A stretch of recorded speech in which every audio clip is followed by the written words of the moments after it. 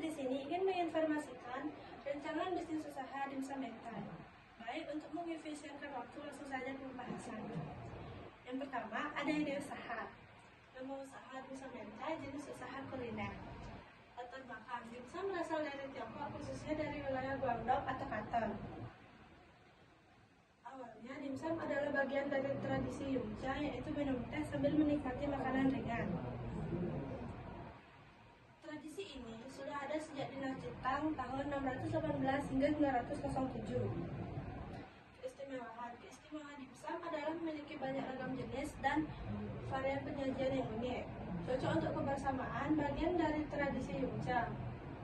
Teknik memasak yang unik sangat mendunia dan sangat mudah disesuaikan dan mempunyai nilai estetika. Yang kedua, ada analisis produk. Dimsum termasuk jenis makanan cepat saji. Manfaat produk dimsum adalah sumber protein hewani karena bahan baku utamanya adalah ayam dan daging lainnya. Varian rasa dimsum ada ayam, udang, keju, pedas, atau dimsum ayam lada hitam, dan dimsum nori. Kemasan produk biasanya menggunakan kertas kraft atau mika plastik. Bahan baku ayam cincang, udang kupas, ikan, daging sapi atau daging babi non halal. Lalu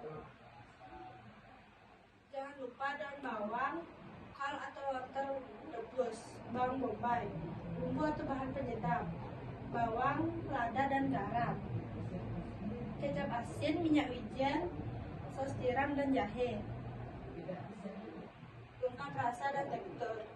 Tepung maizena sebagai pengikat, putih telur, minyak wijen, gula, kaldu jamur. Bahan pelengkap atau topping: wortel, minyak wijen, daun bawang yang diiris, saus sambal, saus, cuka, dan chili oil.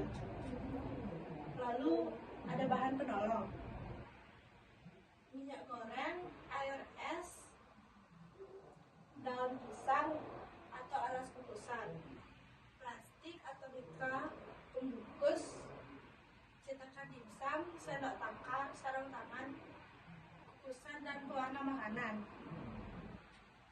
Lalu yang ketiga ada analisa produk. Yang pertama, 250 gram daging ayam cincang. Yang kedua, wortel parut. Yang ketiga, daun bawang. Yang keempat, bawang putih cincang. Yang kelima, minyak wijen. Yang keenam, ada kecap asin. Yang ketujuh, saus tiram. Yang kedelapan, garam dan lada, putih telur sebagai pengikat. Dan yang ke-10, tepung tapioka atau maizena agar adonan kenyal. Lalu ada cara pembuatan. Yang pertama, campurkan semua bahan isian dalam mangkuk. Aduk rata ayam cincang, udang jika dipakai, bawang putih, dan daun bawang, dan semua bumbu serta putih telur dan tapioka. Aduk hingga adonan lengket dan tercampur rata. Yang kedua, ambil kulit pangsit, isi dengan 1 takar sendok makan adonan, lalu lipat atau lipatkan hingga bagian pinggirnya ke atas terbentuk seperti siomay atau terbuka di bagian atasnya. Yang ketiga, taburi atasnya dengan wortel parut sebagai topping agar cantik. Panaskan kukusan dan olesi alas kukusan dengan sedikit minyak agar dimsum tidak lengket. Lalu yang kelima, kukus dimsum selama kurang lebih 10-20 menit hingga matang, tergantung ukuran. Lalu ada cara penyajian. Siapkan wadah aluminium kecil, lalu setelah itu isi dimsum sesuai yang customer mau. Jika sudah diisi, maka siapkan saus mentai, lalu sesudah itu tuangkan secukupnya di atas dimsum itu. Jika sudah, maka bakar sedikit, dan jika sudah, jangan lupa ditambahkan nori yang sudah dihaluskan. Dan jika itu semua sudah selesai, maka siapkan tutup aluminium itu, lalu tutup dan jangan lupa berikan chili oilnya sebagai saus tambahan. Yang keempat, ada analisis pemasaran. Analisis SWOT. Pertama ada STRIPE, mengandung serat pangan. sumber energi yang baik bagi tubuh, memiliki protein yang tinggi. Yang kedua ada weakness, memiliki banyak kandungan lemak, membuat perut cepat kenyang. Lalu opportunities, manfaat media sosial menciptakan tren baru. Lalu ada strength, banyak pesaing dan banyak menjual hal yang sama namun beda akan rasa. Lalu yang kelima ada STP, segmenting, targeting, positioning.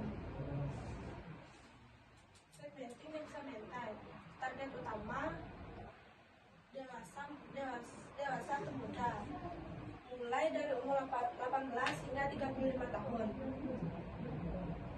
Karakter, suka makanan viral, aktif di media sosial. Kebutuhan, makanan praktis, creamy dan enak. Perilaku, sering beli delivery, GoFood, Grab, dan suka promo.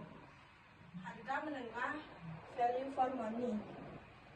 Lalu targeting, menargetkan dewasa atau muda yang umurnya 18 hingga 35 tahun di area urban yang aktif di media sosial, menyukai makanan viral, dan sering membeli makanan secara online. Pengguna aktif GoFood, Grab, mahasiswa, dan karyawan. Pencinta makanan kekinian, praktis, sensitif, promo, tapi tetap cari rasa makanan yang enak. Positioning, dimsum mentai sebagai makanan kekinian yang praktis, creamy, dan terjangkau. Dengan cita rasa yang premium dan tampilan menarik, cocok untuk dinikmati kapan saja oleh dewasa ataupun anak muda yang aktif dan mengikuti trennya. Lalu ada marketing mix 4P. Yang pertama, produk dimsum mentai, price 10 hingga 15.000 per cup. Place, Jalan Soka 1, Gang 1, Balai Agung. Yang keempat, ada promosional lewat online, TikTok, WhatsApp, Instagram, dan Facebook. Metode yang pertama, bahan baku daging 35.000, bahan pelengkap atau kulit dimsum 10.000, topping 40.000, bahan tolong 35.000. Sekian yang bisa saya sampaikan. Mohon maaf jika ada salah kata. Terima kasih.